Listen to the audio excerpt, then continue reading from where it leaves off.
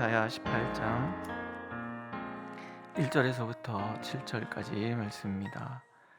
이사야 18장 1절에서 7절 함께 읽겠습니다. 1절 슬프다 구수의 강 건너편 날개치는 소리나는 땅이여, 갈대배를 물에 띄우고 그 사자를 수로로 보내며 이르기를 민첩한 사절들아, 너희는 강들이 흘러 나누인 나라로 가되 장대하고 준수한 백성 곧 시초부터 두려움이 되며 강성하여 대적을 밟는 백성에게로 가라 하는도다. 세상의 모든 거민 지상에 사는 너희여, 산들 위에 기치를 세우거든 너희는 보고 나팔을 불거든 너희는 들을지니라. 여호와께서 내게 이르시되 내가 나의 처소에서 조용히 감찰함이 쬐이는 일광 같고 가을 더위의 운무 같도다. 추수하기 전에 꽃이 떨어지고 포도가 익혀 맺혀 익어갈 때에 내가 낫으로 그 연한 가지를 베며 퍼진 가지를 찍어버려서 산의 독수리들과 땅의 들짐승들에게 던져주리니 산의 독수리들이 그곳으로 여름을 지내며 땅의 들짐승들이 다 그곳으로 겨울을 지내리라 하셨습니다. 그때 강들이 흘러나뉘인 나라에 장대하고 준수한 백성 그 시초부터 두려움이 되며 강성하여 밟는 백성이 만군의 여호와께 드릴 예물을 가지고 만군의 여호와의 이름을 두신 곳 시온산에 이르리라. 아멘. 시편 139편에서는 이런 말씀이 있습니다. 내가 혹시 말하기를 흑암이 반드시 나를 덮고 나를 두른 빛은 밤이 되리라 할지라도 주에게서는 흑암이 숨기지 못하며 밤이 낮과 같이 비추이나니 주에게는 흑암과 빛이 같음이니이다. 주에게는 흑암과 빛이 같음이니이다. 이 표현이 참 놀랍지 않습니까? 흑암은 인간의 눈의 한계이지 하나님의 한계는 아니다라는 거예요. 인간은 빛이 있어야 볼 수 있지만 빛 대신 하나님께는 흑암이든 빛이든 상관이 없는 거예요. 다른 말로 이 땅에서 하나님의 시선을 피할 수 있는 것 없고 하나님께서 이 땅의 문제를 보지 않는 것이 없다, 그런 이야기입니다. 오늘 4절에 보면 선지자를 통해서 계시하시는 하나님은 감찰하시는 분이에요. 내가 나의 처소에서 조용히 감찰함이 쬐이는 일광과 같고 가을 더위의 운무 같도다. 그러니까 햇빛이 안이 비치는 데가 없잖아요, 그죠? 그처럼 이 가을 더위 때 이 지역은 비가 많이 오지 않기 때문에 지중해에서 이렇게 이제 습기를 가득 먹은 바람이 불어와서 이게 곡식들, 식물들 모두에 그 운무, 구름같이 이슬같이 이렇게 다 맺히는 거예요. 근데 이게 빽빽해서 안이 미치는 데가 없다, 그런 얘기. 굉장히 표현이 그렇죠. 그러니까 하나님이 보시는 것은, 감찰하시는 그 눈은 태양이 온 세상을 다 비추듯이 하나님은 다 비추고 그늘진 곳에조차 운무가 가득 차듯이 하나님은 구석구석을 살펴 아시는 그런 분이시다. 뭘 살피시냐는 얘기죠. 악이 준동하는 것을 살피시는 거예요. 왜? 그 악으로부터 하나님께서 사랑하시는 자들, 하나님을 피난처 삼는 이들을 보호하시기 위함인 거예요. 여기 보면 구스, 이 사람들은 갈대배를 물에 띄우고 그 사를 수로 보내며, 근데 민첩한 사절, 너희는 강들이 흘러 나누인 나라로 가되 장대하고 준수한 백성 시초부터 두려움이 되며 강성하여 대적을 밟는 백성에게로 가라. 이게 구스, 에티오피아죠. 이 사람들을 지칭하는 그런 말이에요. 이 구스란 우리도 이렇게 중국에 보면은 중국의 주변 나라들이 중국을 침략해서 새로운 왕조를 세우고 그런 일들을 우리가 많이 보잖아요. 마찬가지로 이집트라는 그 나라 주변에 강대한 이집트가 있는데 주변에 나라들이 있어서 호시탐탐 누려서 그 침략해 들어가서 새로운 이집트를 왕조를 세우는 거예요. 이때도 이 에티오피아 지역에 있는 사람들이 강성해서, 그러니까 보면 얼마나 강성해요. 강성하여 대적을 받는 백성, 준수하고 장대하다.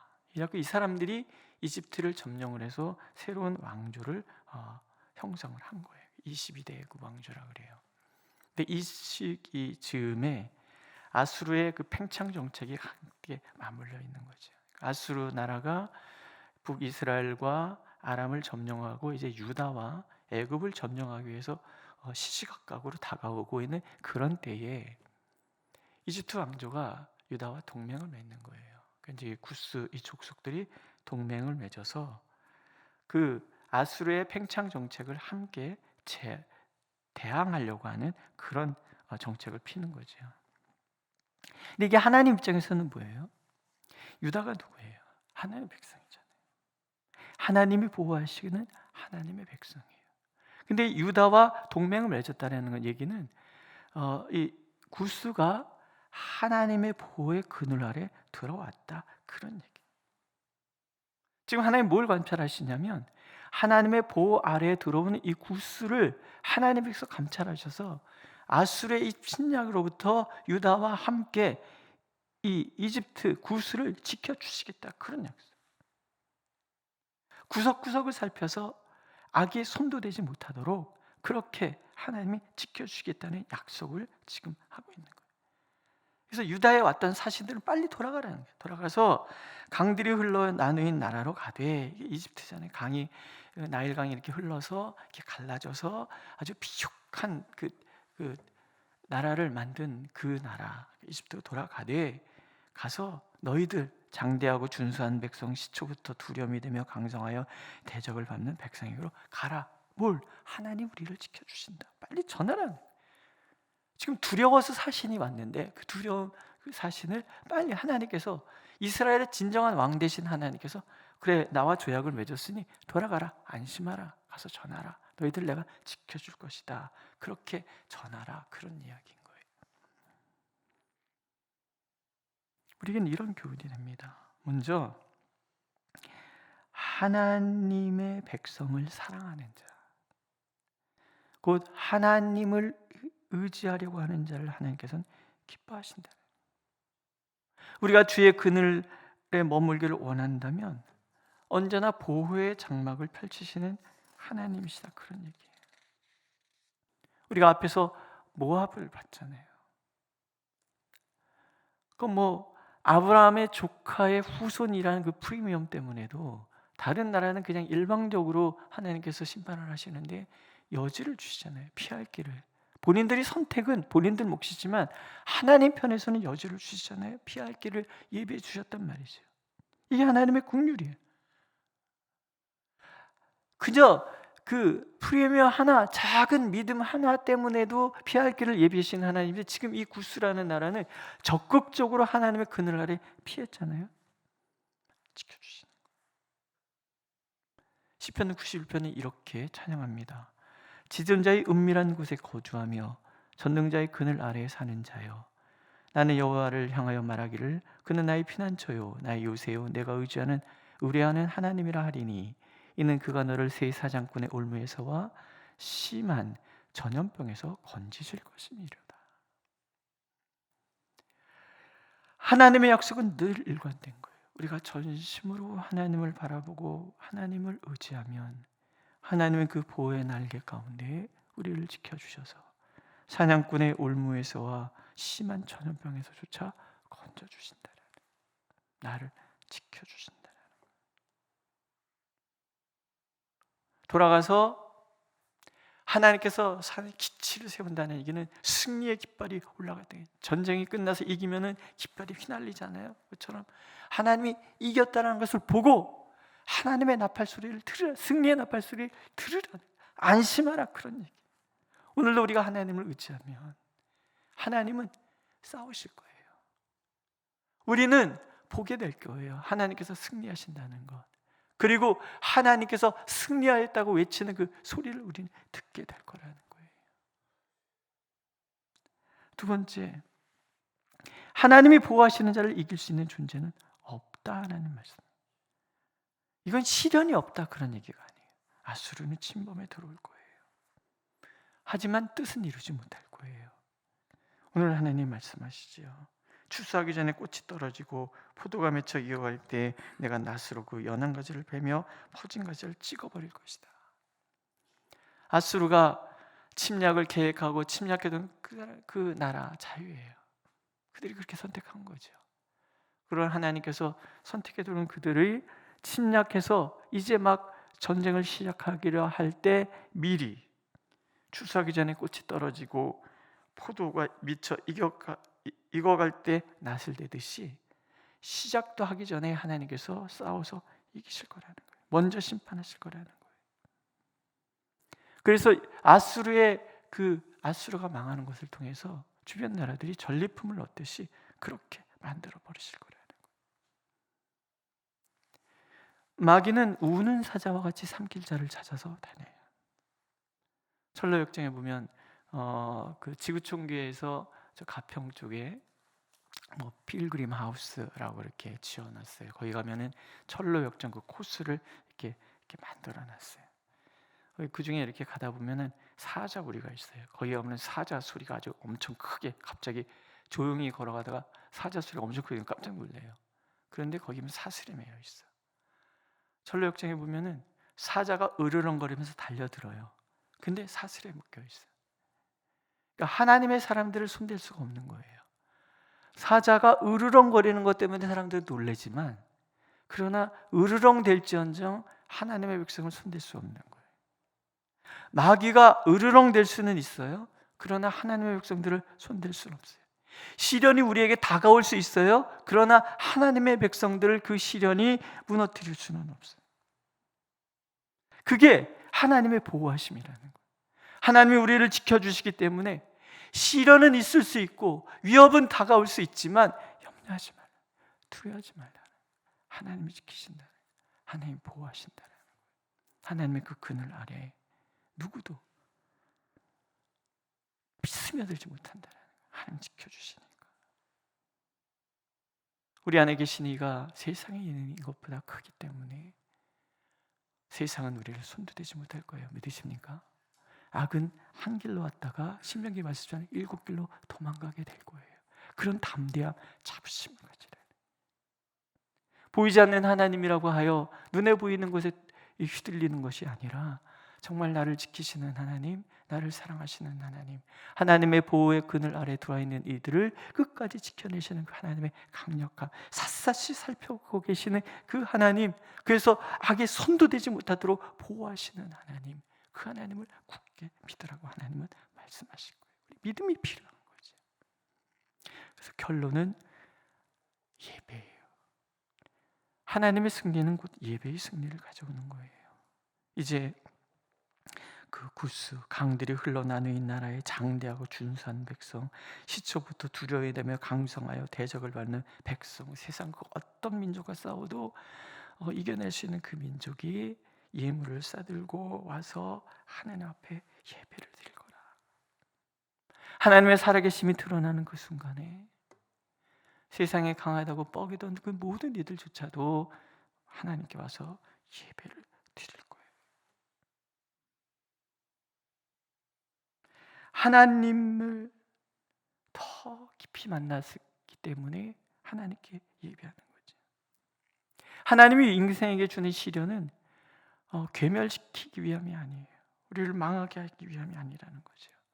하나님이 주시는 시련은 더 깊은 신앙으로 나가는 길이고 더 깊은 하나님과 만남을 경험하는 길이고, 그래서 결국 우리의 예배가 더 풍성하도록 만들어 가시는 분이 하나님이시는 거예요. 이것은요, 유대를 향한 이야기인 거예요. 구스에 대한 하나님의 얘기지만 하나님은 사실은 유대를 향해서 얘기하시는 거예요. 구스를 이렇게 지키신 하나님, 이스라엘 백성, 하나님의 백성과 언약한 나라도 지키시는 하나님이시라면 하나님과의 언약 당사자인 유대 백성은 어찌하겠느냐. 우리의 삶이 하나님 안에 있기 때문에 하나님의 열심은 우리를 지켜내시는 거예요. 그래서 우리와 관계 맺는 모든 사람들을 하나님은 지켜내실 거라는 거예요. 하나님의 백성을 사랑하는 자는 상을 받는다 그랬잖아요. 예수께서 그러시지요. 내 제자인데 작은 소자랄지라도 그에게 냉수 한 사발 대접하는 것조차도 하나님 잊어버리지 않겠다. 그 얘기는 뭐예요? 하나님의 당신의 제자라는 끝까지 지키시겠다는 얘기 아니겠습니까? 오늘도 하나님은 나와 함께 하세요. 하나님의 자녀들이, 당신의 자녀들이 하나님 앞에 드리는 그 헌신과 눈물, 그 사랑 절대로 외면하지 않는, 결국 하나님의 백성들이 받는 그 복을 주변에 흐르게 해서 주변 사람들까지도 살게 만드시는 것이 하나님의 법칙이에요. 이건 아브라함에게 이미 약속하신 약속이잖아요. 세상 모든 민족이 너로 인하여 복을 받을 것이다. 아브라함이 본토 친척 아비집을 떠나요. 세상 방식을 다 버리고 하나님만 전심으로 바라보고 하나님과 언약 관계를 맺어가요. 하나님 말씀에 철저하게 순종해 가요. 그 아브라함이 하나님과 순종해 가면서 복을 받잖아요. 근데 그 복이 아브라함을 위한 복만은 아니라는 거죠. 이 아브라함을 통해서 세상 모든 민족의 복을 받는 것처럼 오늘 내가 예수 그리스도의 제자 되어서 하나님의 자녀 되어서 하나님 앞에 서면 하나님은 나를 복을 주시는 것. 내가 세상 가치를 끊어내면 끊어낼수록 그 비례해서 하나님이 우리에게 주시는 복은 점점점 커질 거라는 거예요. 그냥 세상 바라보면서 하나님의 자녀가 정말 창피하게 세상의 방식 따라가고 세상 두려워하고 그렇게 살아가는 것이 아니라 과감하게 끊을 거 끊어버리고 오직 하나님만을 의지하고 살아간다면 하나님은 나를 책임져 주신다는 거예요. 나만 책임져 주시는 것이 아니라 나로 인하여 주변 모든 사람들까지도 복을 받도록 하나님 만들어 가신다. 이게 그리스도인의 책임이에요. 하나님이 나를 사랑하시는 이유, 나를 택하신 이유라는 거죠. 오늘도 하나님께서 우리를 감찰하고 계세요.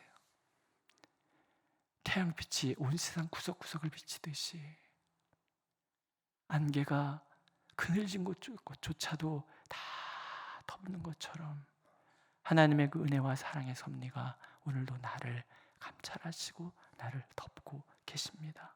나의 작은 신음조차도 외면치 않으시는 하나님의 눈길이 지금 나를 보고 계세요. 믿으십니까? 그 사랑으로 오늘도 이겨내시고 그 사랑으로 하나님 앞에 견고 있어서 세상을 축복하는 우리가 되기를 하나님은 오늘도 간절히 원하고 계십니다. 기도하겠습니다. 구스를 지켜내셨던 하나님은 유다인들 못 지키시겠습니까? 아수르의 군대가 쳐들어왔지만 그들이 일순간에 다 사라졌던 것처럼 하나님께서는 오늘도 우리의 삶 가운데 찾아온 이러저러한 시련과 이러저러한 미혹들도 일순간에 사라지게 하시고 하나님 안에 견고함으로 우리가 진정 감격의 예배를 드릴 수 있도록 만들어 가시는 줄 믿고 감사를 드립니다. 그 하나님 안에 온전히 섬으로 오늘도 승리하고 내가 복이 되어 내 주변의 모든 이들에게 복을 흘려보내는 삶을 살아내도록 은총을 베풀어 주옵소서. 예수님의 이름으로 기도드렸습니다. 아멘. 하늘에 계신 우리 아버지, 아버지의 이름을 거룩하게 하시며 아버지의 나라가 오게 하시며 아버지의 뜻이 하늘에서와 같이 땅에서도 이루어지게 하소서. 오늘 우리에게 일용할 양식을 주시고 우리가 우리에게 잘못한 사람을 용서해 준 것 같이 우리 죄를 용서하여 주시고 우리를 시험에 빠지지 않게 하시고 악에서 구하소서. 나라와 권능과 영광이 영원히 아버지의 것입니다. 아멘.